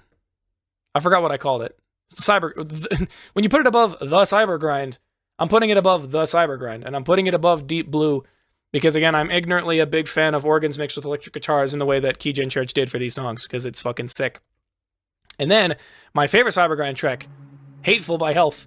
Alright, so clearly I didn't learn my lesson last time when I put in Hateful in this fucking video. Hateful will get me copyright striked and will prevent me from airing this video in, like, Russia and whatnot. And so I have since, I've removed this portion from the video, but just know that I am putting it at the bottom of the Triple S tier because it's my favorite Cybergrind song. That's it. It's so good. Also, Health loves the gays, and I think that's cool as shit. But, all right, we're in the final stretches, everybody. Heaven Piercer back to their Spotify page. Let me go to the popular releases. Violence. World Looks White. This is an incredible setup to a stage. Holy shit. I love this song. This song is so good. And, like, I'm gonna feel offended having to put it here. But I'm putting it in the low A tier, and I mostly did that just to fill out a little bit of the space, so it's not quite as top-heavy at the top. But the song is nice. It's very pretty. It's kind of desolate sounding. It's very somber sounding. It's a little bit sinister sometimes. But an incredible, I mean, like, it's obviously not hitting as hard as anything that happened in the first 2 layers, but it's very thematically appropriate, which is the whole point of layer 7. It's like, you know, this is a very sad place that you're in right now. Like, you know, you can't just be coming out the gate swinging with you know, songs like Dune, like the bangers like Dune Eternal. You know, you gotta pull it back a little bit, and that's okay. There's nothing wrong with that. And then, of course, you know, you grab the skull. Well, I'm gonna just do that part here. And then you grab the skull. And you're like, where's this bass coming from? You're like, this bass is scaring me. The bass is, it's getting scarier. Right, or this is happening. This is even scarier. Walk into the room with the mannequins, and then they hit you with that fucking bam, bam. Yeah! Payoff! I knew Hikita wasn't gonna let out on us. You see how this song is so good? He was like, I only put in the soft song to trick you, to make you think that you were safe. And then I hit you with this. Come on, this is so good. World Looks Red. Like just one of the best songs. Like this is already becoming iconic. Like this is showing up on TikTok, for crying out loud. Like people love this, and they're not even. I don't even know how many of them know about ULTRAKILL. But you gotta. Oh, I gave myself a headache. Oh no, I gotta get this wrapped up with. Oh no. Yeah. Ooh.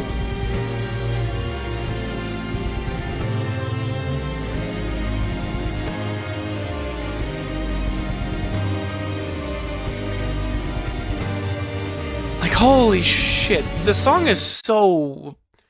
It is so bombastic and in your face, and yet it still sounds so goddamn, like, sad. And I love that. Unfortunately, what I don't love is this fucking thing. I think the song is actually pretty cool given the context, and I like the variety of instruments that it uses. But unfortunately, I don't like listening to it very much. Oh, wait. There we go. Bottom of B. I confused myself for a second. But, and then the bull just hitting that fucking... You're like, what the fuck is that? What are you? Like, that's the kind of vibe it gives me. And I will give credit where credit is due, because the song is actually, it's made pretty cool. I just don't want to listen to it very much. But I do like this. Where's the whistle? Oh, there it is.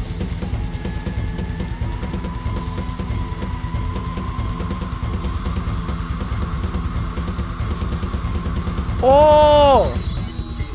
That is fucking sick. I love that. I love that part of it specifically. Because again, it sounds like screaming, and I think that's thematically appropriate, even if it might scare me in my casual everyday listening. And you have this. This song makes me depressed. But in like a good way? Is the only way I can describe it. Because this song sounds existential, and it sounds like demented, and it sounds twisted, and it sounds like, you know, it's like this is you finally really understanding just how terrible humans were to get put in these layers of hell. Yep. Fuck. Got me doing that 1,000-yard stare bullshit. Oh my god, are you kidding me? Oh, I love this song. And I really don't have any good reason for it. I don't have any good reason for it. I don't have a good explanation as to why I think about that. I'm gonna put this below Castlevania. I don't know if I can put it above Versus. That doesn't feel right. Putting it above Versus feels wrong.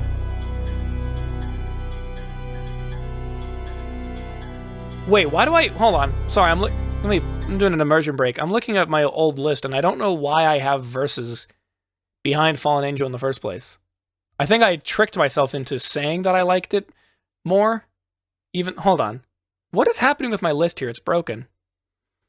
Versus definitely deserves to be up here. I'm going to put Fallen Angel below these two. Or am I? I'm putting Fallen Angel above these two still. Okay, I fixed the tier list, sorry. Carry on into the Siren song. Ooh. I'm actually cricking my neck because of how hard I'm headbanging, because these fucking songs are so goddamn good.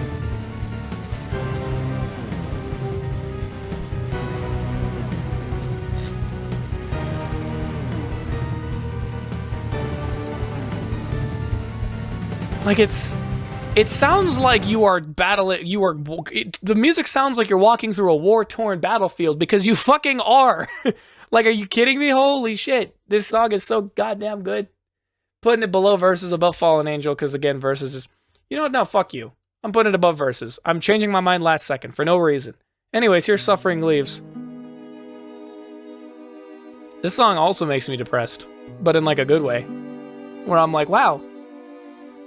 No, okay, it does actually have a very good reason to give. It gives like depressing vibes, because again, it sounds like death, but not in like a... It doesn't sound like death is looming over you, it sounds like the aftermath of death. Death has already happened, the tragedy has occurred. And unfortunately, when it's paired with the specific level that you play in, you're like, oh my god, this is awful. Look at everything that's happened here. Look at how unfortunate the circumstances were that caused this to happen. That caused all these people to do what they did to themselves. It's very sad. And the song does a very good job at exuding that vibe. So I'm putting that above the cyber grind. Because it's so insanely...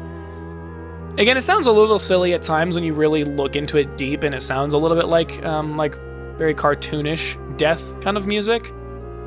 But they hit you with that, hold on, wait, where's the bell? Oh, again, the bell tolls. Death does not discriminate. You can't avoid tragedy.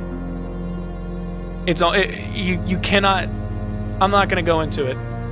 It's very sad, it's very sad. But the ending of it is the most, the ending is the most powerful thing. Like, oh man. Oh man.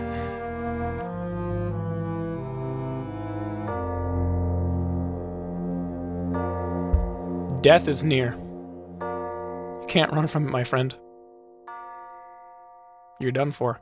And then this fucking thing happens.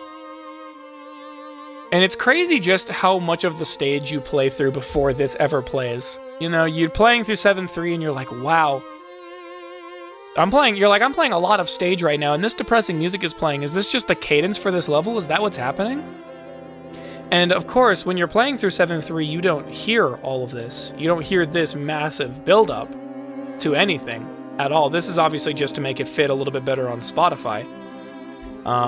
You walk through the tunnel, explosion. Oh!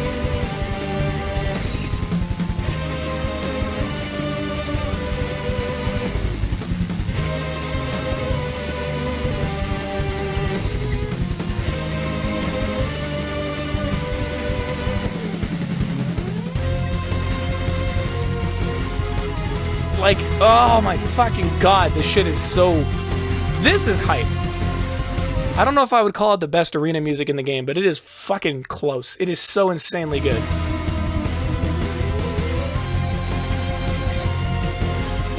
And then, I don't know, I like...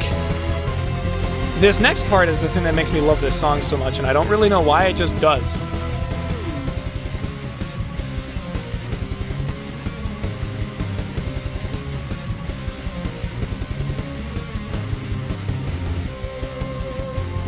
God, it's so good. And it's paired perfectly with what happens in Suffering Leaves. And you walk through the tunnel and this fucking shit plays. And then where's the other part?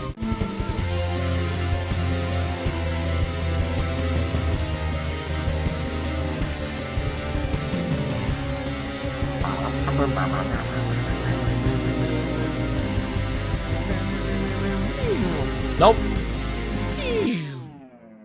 Right back? Calm. It's insane. Not as insane as War Without Reason.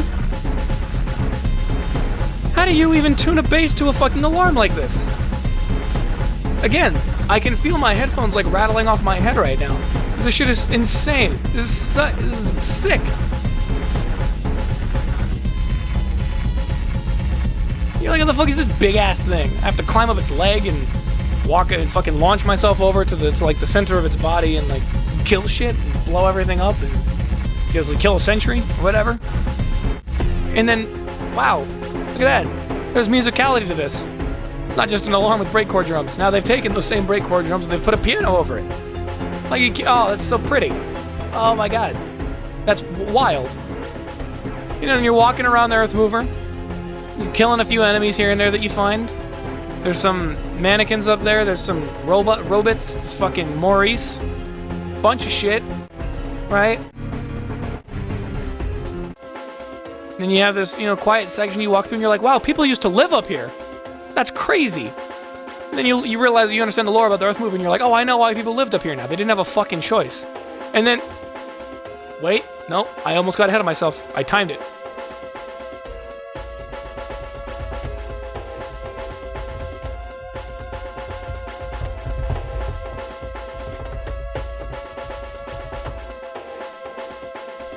Oh! Oh! Man, you're just fighting some little fucking stupid podiums and robots that shoot explosives at you. Literally just like, man, this is the thing protecting me from the core of the Earth Mover. And then they bring out the choir? Why is there choir? What the fuck's happening? You're like, I didn't think it was gonna be that intense. This is a goddamn robot I'm defeating. This is stupid, but it's so goddamn cool. You kill the robot. And then what is this? Took another alarm and just put breakcore. I can't explain this to people. I can't explain to them, like, they're like, are you listening to noise music? And I was like, I'm like, no, this is ULTRAKILL. And they're like, if this is the music of ULTRAKILL, I don't want to fucking listen to it. And I'm like, wait, hold on, no, you have to understand. And then I skip through this part, right? And I'm like, oh, and then they understand, and then, oh, god damn, nah, best song. You know, when it came time for me to do this tier list the first time, I was like, oh damn, this means that the song I put at the top is probably going to be definitively like my favorite song in the game. And so then putting this one up here, I was like, wow, I agreed with all those people that I asked for their opinions. It's because of this fucking shit. This shit is. And then this happens again, and I'm like, oh, it's okay. Just give it a second. It'll subside. I just give it a second, you know. I'm like, you know what I can do with a little bit of alarm and breakcore. I've dealt with that for half the song. I can deal with it again. And then they just fucking bring that shit back. Oh my god. They had no reason to have a fucking piano in this, and they did, because it's cool as fuck. And then they let the guitarist do their fucking thing, and then... Oh. Oh. My forehead is so shiny you can see yourself in my reflection. I'm so sorry.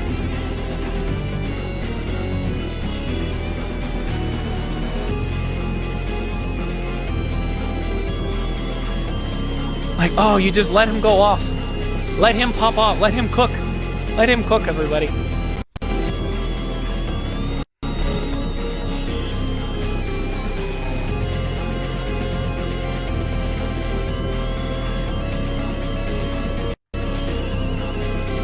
Yeah, I'm just letting it happen. I couldn't even be fucking bothered anymore. Fuck you. I'm just letting it happen.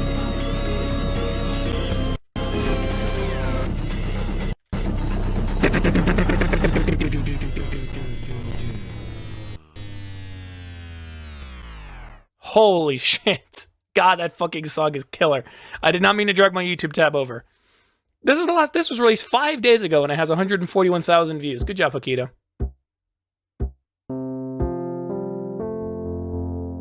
This song is so absurd, MIDI.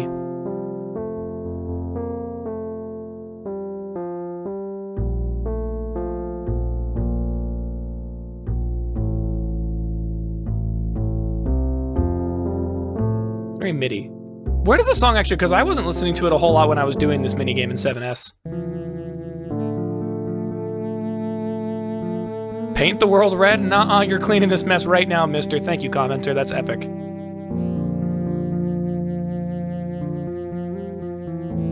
And they have a saxophonist? Wait, what the fuck? Oh my god, this is so nice. I was gonna put it with The World and So Much More. Oh, where do I... Oh god, now I don't actually know where to put it. I didn't think about this. Because it definitely is gonna probably be paired with one of those other calmer songs that I have that I really like. I'm putting it underneath the Lakeside Songbook. No, I can't do that because then that makes the sadistic tier take up 2. I don't give a shit. I don't give a shit. No, that's it. That's definitive. That's the whole list. That's everything. Let me turn this down a little bit. Holy shit, it's been 2 hours. What the hell's wrong with me? How does it take me 2 hours to go over what? Over 60 songs? It take me 2 fucking hours? Oh my god, I have a problem.